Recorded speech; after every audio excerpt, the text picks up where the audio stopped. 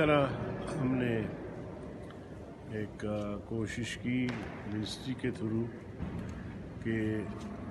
سعودیہ وزارت حج کو یا وزارت داخلہ کو ریکویسٹ کریں کہ جو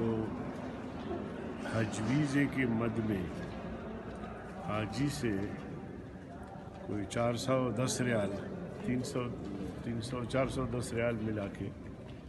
جو وصول کیا جاتا ہے وہ وڈرا کرے، تو اس سے بھی حاجی کے اخراجات میں تقریباً کوئی 25,000 کی کمی آ جاتی ہے۔ بہرحال ہماری کوشش ہے کہ غریب حاجی جو حج پر جاتے ہیں ان کے اخراجات میں کمی ہو اور